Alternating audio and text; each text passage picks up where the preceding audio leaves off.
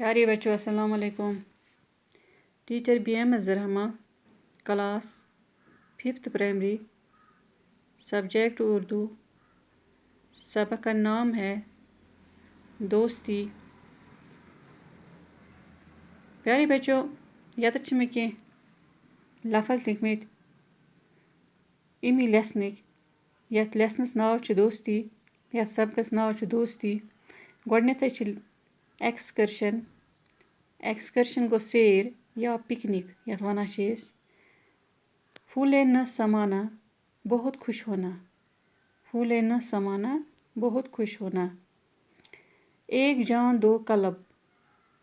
ایک جان دو قلب گو ایک جان دو جسم. ایک جان دو جسم. جان میں جان آنا. جان میں جان آنا خوش ہونا. جان میں جان آنا خوش ہونا. پتہ میں سوال لکھمت لڑکے ایکسکرشن کے لیے کہاں گئے. لڑکے ایکسکرشن کے لیے کہاں گئے. لڑکے ایکسکرشن کے لیے پہلگام گئی تھی. لڑکے ایکسکرشن کے لیے پہلگام گئی تھی. دویم سوال چھ پہلگام کیوں مشہور ہے. پہلگام کیوں مشہور ہے. پہلگام کشمیر کا ایک صحت افزا مقام ہے.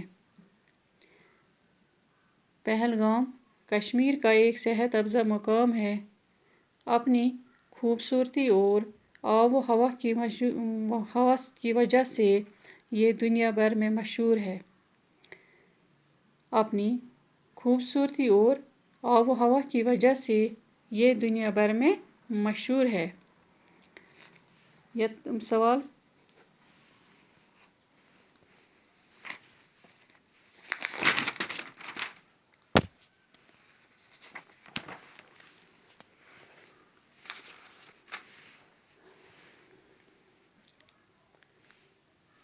احمد اور ندیم بھی جنگل کی طرف نکل گئے.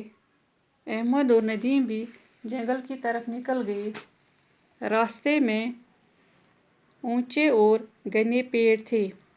ارد گرد کا نظارہ بے حد خوبصورت اور دلکش تھا. احمد اور ندیم ایک دوسرے کا ہاتھ تھامے ساتھیوں کو پیچھے چھوڑ کر آگے نکل گئے. انہیں اس بات کا خیال ہی نہیں رہا کہ وہ گھنے درختوں اور جھاڑیوں میں سے گزرتے ہوئے بہت دور نکل گئے ہیں. اچانک انہیں ایک خوفناک آواز سنائی دی.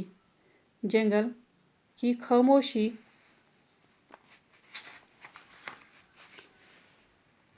سے آواز نے دونوں کو ڈرا دیا. اتنے میں احمد کو تھوڑے ہی فاصلے پر ایک ریچھ نظر آیا. ریچھ ان کی طرف آ رہا تھا. احمد نے ندیم کا ہاتھ فوراً چھوٹ دیا.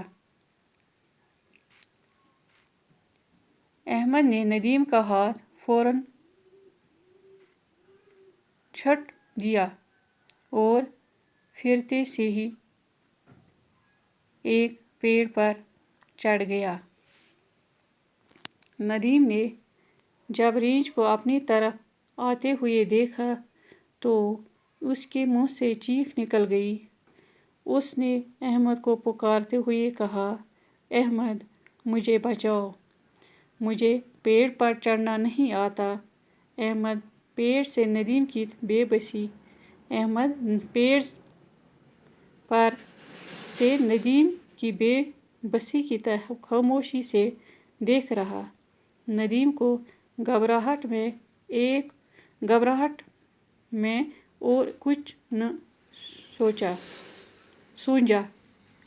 وہ زمین پر لیٹ گیا. آنکھیں بند کر کے اپنی سانسیں روک لی. ایسا لگ رہا تھا جیسے وہ مردہ ہوا. ریچھ نے قریب آ کر ایک لمحہ کے لیے اس سے سونگھا اور آگے بڑھ گیا.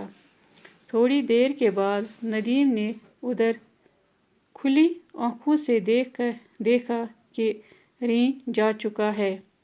اس کی جان میں جان آئی. وہ कपड़े झाड़ते हुए उठाकर खड़ा हुआ और अहमद की तरफ देखने लगा। अहमद की बेवफाई से इससे बहुत दुख हुआ।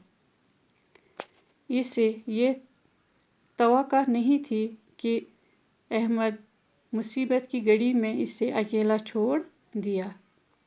अहमद ने जब देखा कि रीछ जा चुका है तो वो पेड़ से नीचे उतरते आया और नदीम से कहने लगा, शुक्रिया कि